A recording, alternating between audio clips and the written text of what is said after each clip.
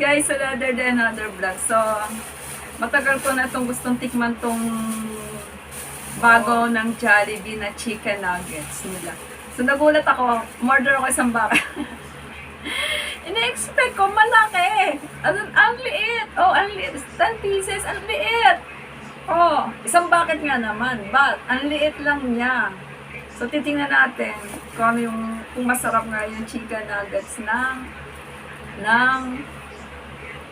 Jollibee. Parang ang labo ng kangkong.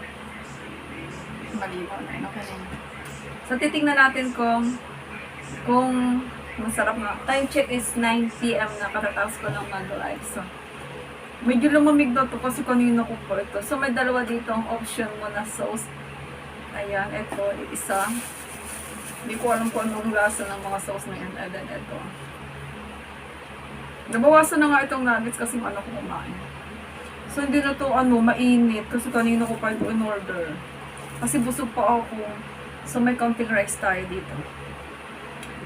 Ayan, unang subo. Ito muna tayo sa Kuracha. Kuracha.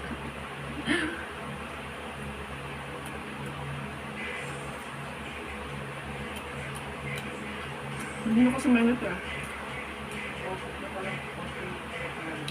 Okay lang, hindi na manghang.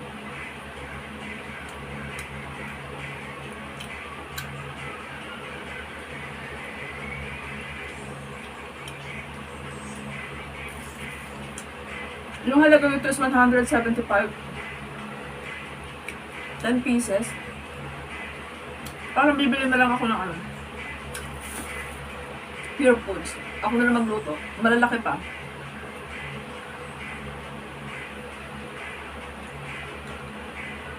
Barley. So, testing naman natin itong isa.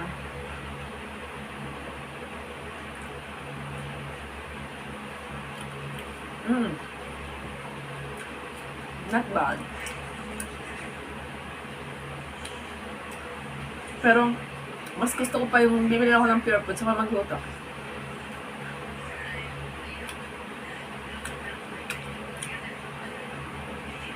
Kasi yung 200 plus na Pure Foods, ang dami na.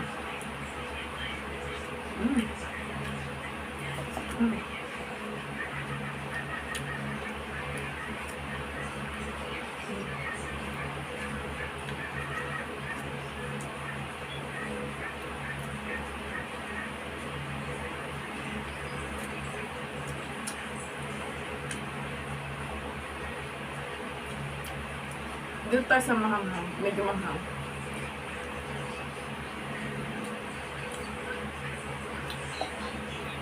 Pero masarap din so.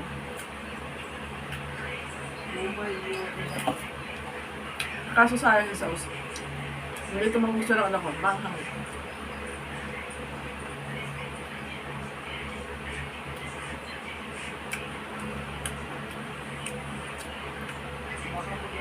Siguro mas masarap ito kung mainit.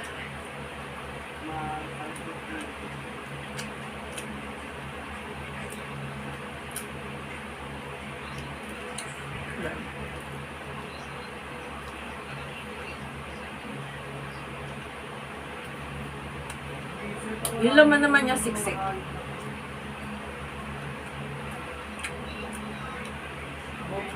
Siksik. Ano pa lang.